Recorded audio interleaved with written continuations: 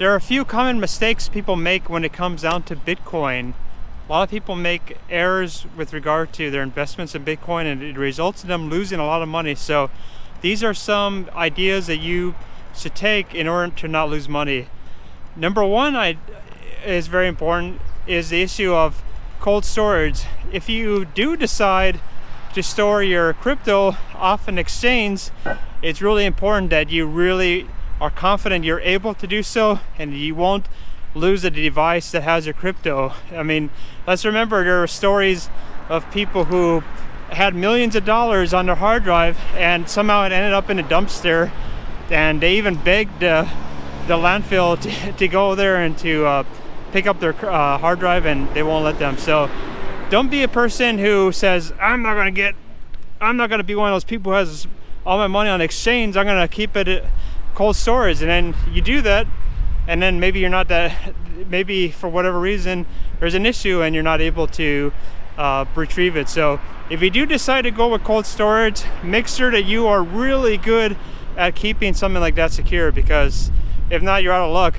Unlike a bank account or your stock exchange, if you lose the keys, you're out of luck. Now, number two, a lot of people actually put way too much of their money in Bitcoin, and then they actually get kind of scared because of the volatility.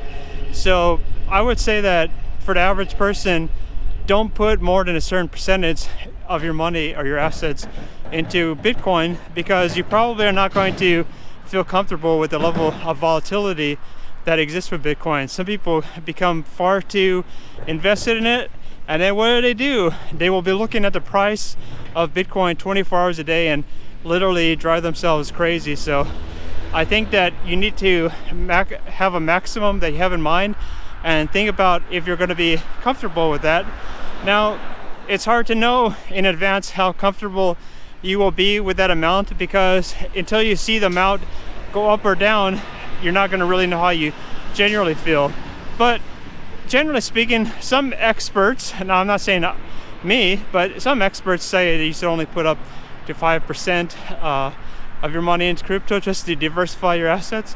But some people are willing to go in more. But the issue is, ask yourself how much you are willing to handle this kind of extreme volatility. Another thing that causes people to lose money when they invest in Bitcoin is having their money on the wrong exchange. Imagine the people who had money on FTX or Cellulose, or there was Voyager, all these kind of junky exchanges. If you think about it, this was entirely preventable. These exchanges didn't seem that reputable. They were just kind of run by clownish kind of people. And then in the case of FTX, it was registered in the Caribbean, and most people know that just doesn't seem like that's top notch. If you think about it, the ones that are complying with really strict rules, for instance Coinbase and Gemini, they seem to be okay for now. And let's talk about Gemini. I know a lot of people have said, oh, I lost money in Gemini because I put money into Earn program, but technically your money was not in Gemini's custody anymore because you were loaning the money out. So even in the case of Gemini, where people are complaining about it, they are held to the strict rules of New York State, and they still have their crypto unless they have put it into the Gemini Earn program. So you should probably have the money on the exchange. If you're going to do that, have it on the exchange that's following the strictest rules possible. Another thing to keep in mind when it comes on to Bitcoin is that there are really high commissions when it comes down to dealing with Bitcoin. And this is true even if the exchange says that there is no commission.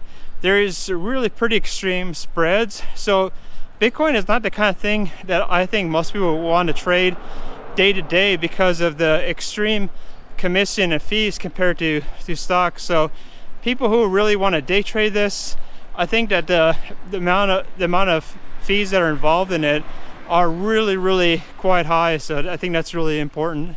Another way people are losing money when it comes down to Bitcoin is if they are trying to buy Bitcoin but through their stock brokerage account. Like they want to buy GBTC, which is the ticket symbol for Bitcoin, but it's held in a trust and it's not really an ETF. And then there's ETHE, which is for Ethereum. And in both cases, both are doing worse than actual cryptocurrencies themselves. So I think it's really important to recognize that if you want to buy crypto, you need to actually buy it on the exchange. Don't try to be cute about it and say, oh, I'm still buying crypto and I'm putting it into my stock brokerage account. The truth is, the returns are way worse because you're taking an even higher risk, but actually no reward either. So that's kind of the unfortunate thing. I don't recommend buying either through a stock exchange because you're probably not likely to make money that way.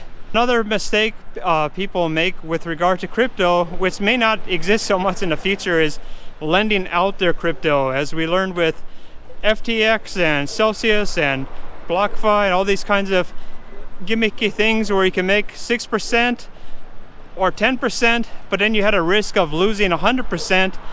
All of these schemes were a bad idea because you were getting a little bit of interest for loaning out your crypto, but in the end you lost all of your money. So don't lend out your crypto. It's not really worth it. The point of crypto really is a speculative asset, and there really is no reason to lend it out. If you were trying to make big money on it, you're holding on it and then you're hoping to sell it at a profit. But there really isn't a need to add extra risk to the equation by also lending it out. Another way that people lose money with crypto has to do with crypto scams.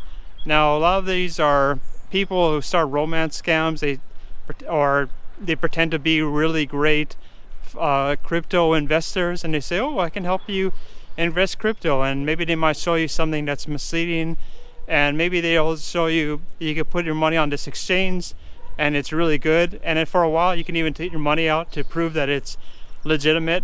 But at some point your luck runs out and you realize you put your money on a fake crypto exchange. So don't fall for any crypto scam. If you're talking to someone online and they all of a sudden, for no apparent reason, to start talking to crypto about you and how they're the best investor in the world, I think it's time to run away because it sounds like that's another way to lose money with crypto. And finally, one thing that causes a lot of people to lose money with crypto in every single cycle is they will panic sell right at the bottom.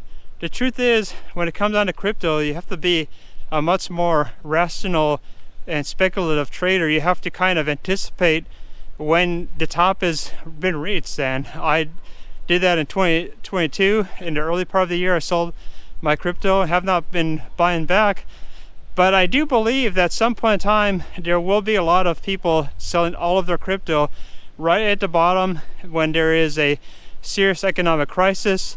Everything else is starting to tank, and there are unfortunately going to be a lot of people who are selling crypto at depressed prices. So don't be someone who has to be forced to sell their crypto, especially if you had borrowed money in order to buy it. That's usually what causes people to panic sell, is when they are a forced seller. So that causes people to lose a lot of money with crypto as well. I hope these ideas about crypto in terms of how people lose a lot of money on it, I hope I've helped enlighten you. And if I have, or if I've entertained you, click the like button, subscribe, and I'll see you in the next video.